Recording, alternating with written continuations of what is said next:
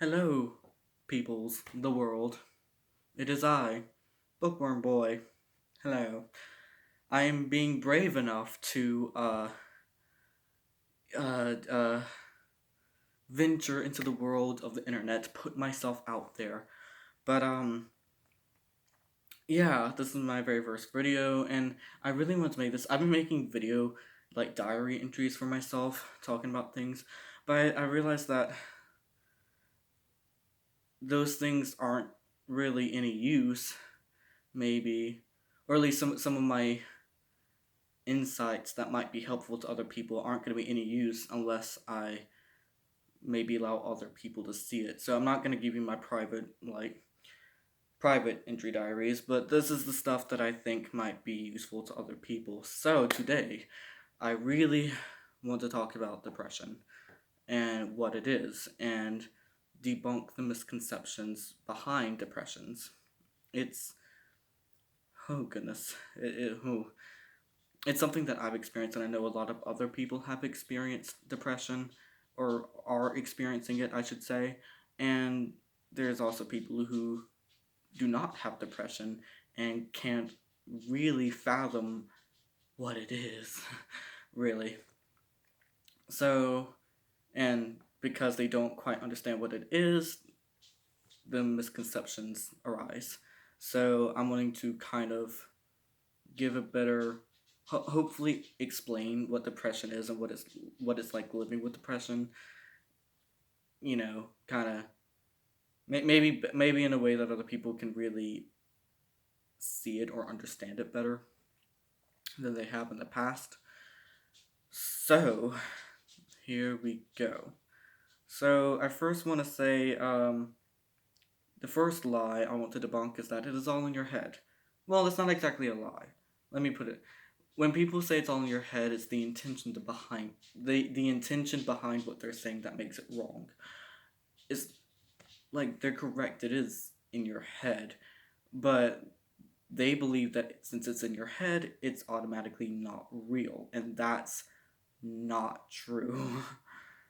it's, I mean, this is where the nerd side of me is coming out. I think it was Dumbledore said something like, even if it's in your head, that doesn't mean it's not real, or something like that.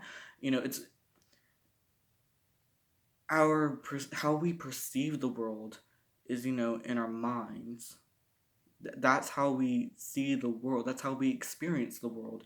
So if we're experiencing it in a way that's, I don't know, makes it difficult to just simply live, then that's a problem, and it is a real issue for the person experiencing this problem.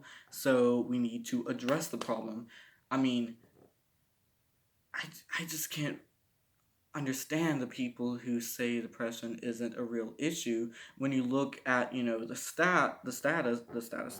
statistics, and you see like suicide rates going up, like that's no.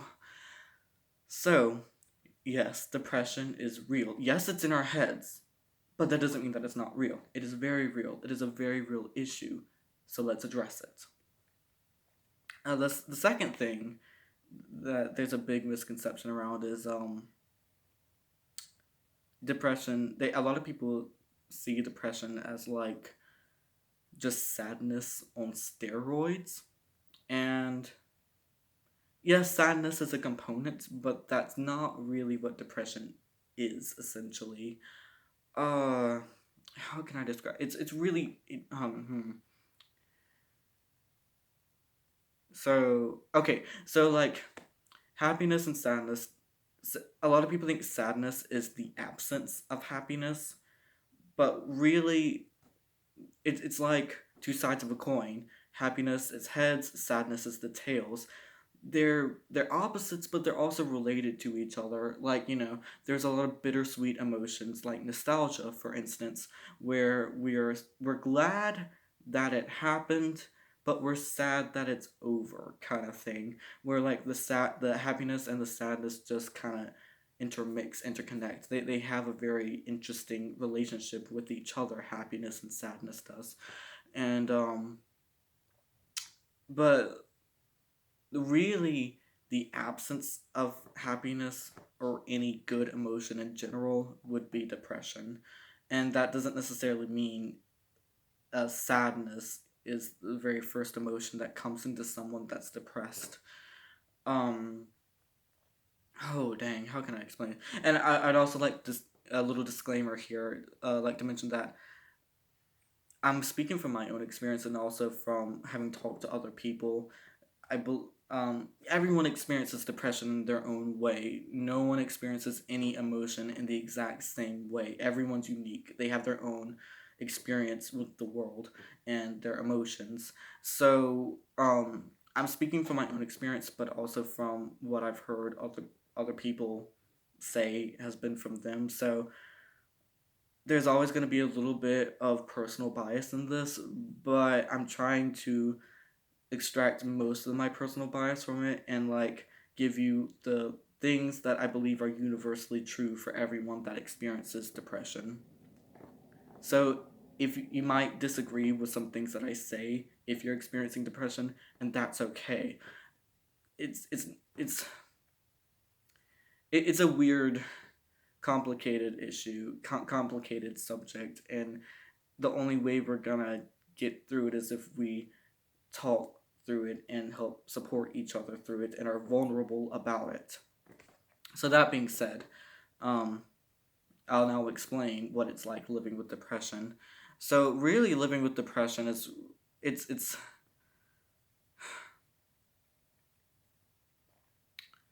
it's the absence of happiness, the absence of any kind of good, uh, any kind of good emotion at all. Really, that's what it is. Um, Imagine just like waking up and suddenly you find all the songs that you used to enjoy, all the songs, your favorite like sports, your favorite game, your favorite style of art, your favorite hobbies, everything that usually brought you so much joy and comfort and no longer brings you joy. When you're depressed, it's like everything has lost its it it's like we see the world in just it's like everything has lost its soul, everything has lost its meaning, everything has lost. It's like beauty and happiness and everything good no longer exists essentially. And I realized that like a lot of people experience like waking up and suddenly finding that like the song that they used to enjoy they don't like as much anymore, and that's not necessarily a symbol of depression. That's a symptom of just growing and changing as a person as you get older. But depression is it's like everything. There's something wrong with everything. You feel empty, the world feels empty, everything is gray. There's no more color. You can't seem to really experience true beauty in the world anymore. And it can get really frustrating. So, it gets really frustrating when all the stuff that usually gave you comfort no longer gives you comfort. Or the good stuff that like actual comfort, like your favorite song, whatnot.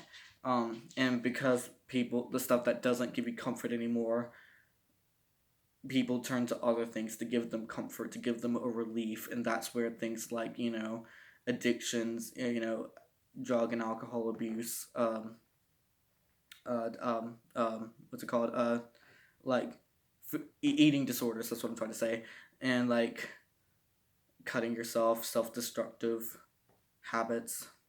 That's where all that comes from. Like it gives you comfort for a little bit, like it gives you feel a little bit of relief at first, but then all of a sudden you hurt even more by the end. So that's why it's not good comfort. It's not really comfort at all. It's momentary comfort at least. And yeah, dang, I am not doing well at this. But anyway, so it's hmm. So when you're depressed, when everything seems like there's something wrong, you become a bit of a perfectionist in a sense, where it's like you see things wrong in everything,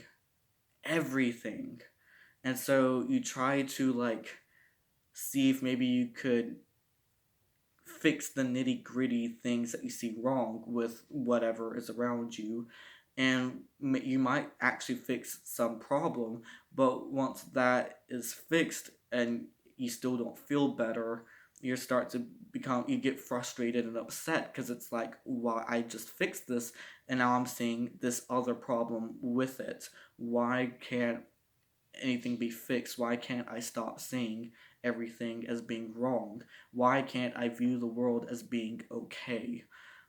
And so from that, you start to feel as if you're powerless, as if you just can't fix anything. Like everything is going to remain broken, including you. You yourself are so broken because you can't fix these problems that you're seeing. You can't figure out what like how to go about it. You just see something wrong with everything. Nothing is okay. So it well, so from there, because you get so frustrated whenever you live like that, where everything seems wrong and nothing you do seems to help, after a while living like that becomes so exhausting.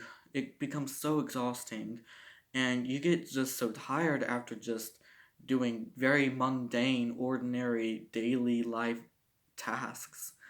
And it can seem like laziness to outsiders. It can seem like, oh, you're just being lazy, you just don't want to work. And it's not that. It's that it's you it's so exhausting just to do the simplest of things. And so from that, like I said, it comes the feeling of being powerless, and from that comes lack of motivation.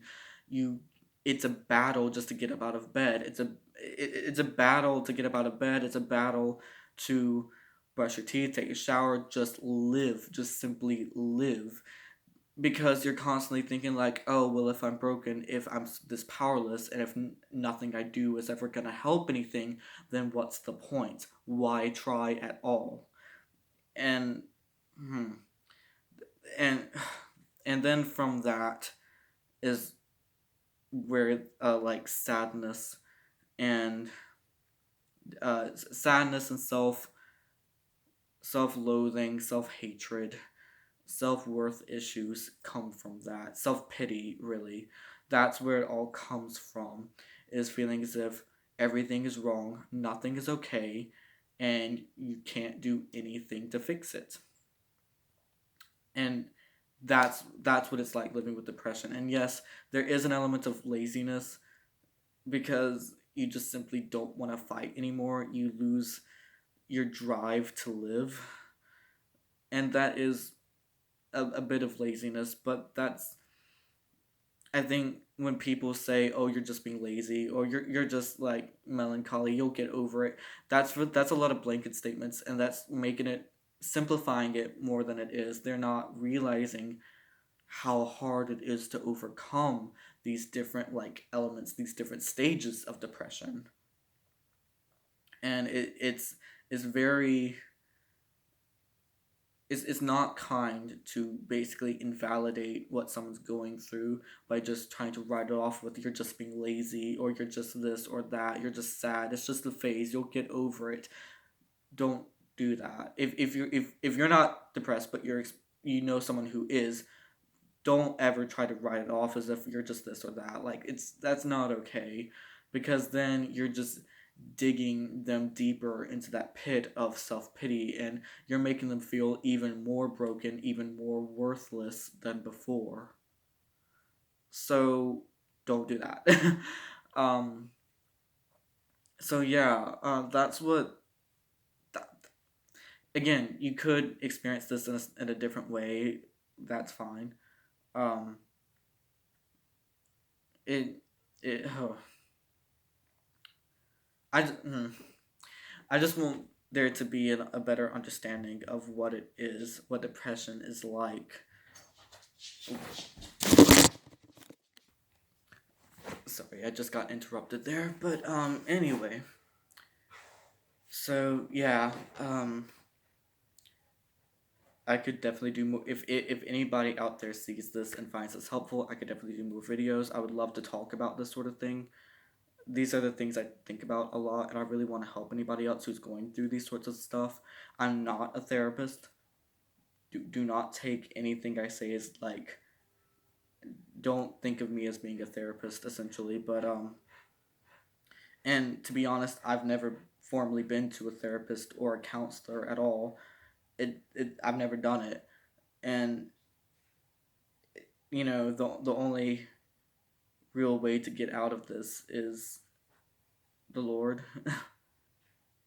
you know, Christ Jesus saved me from depression, from myself, and yeah, it's really comforting to know that there is one person out there. Even if no human can truly understand, there's one person out there who does understand, and that is, Yahweh. So, and He is the only person. He is my reading the Bible, praying, praising the Lord. That is therapy. That is my therapy, and that is the only way I can say is really the right way to cope or go about healing from this, because it is a wound and you do need to heal. And yeah, so that is my thoughts. Anyway, if you'd like to talk about this, please be in the comments. Please be respectful. Please be respectful about it. But I'd love to hear anybody else's thoughts on this and what I had to say. Anyway, God bless. May the Lord be with you. Goodbye.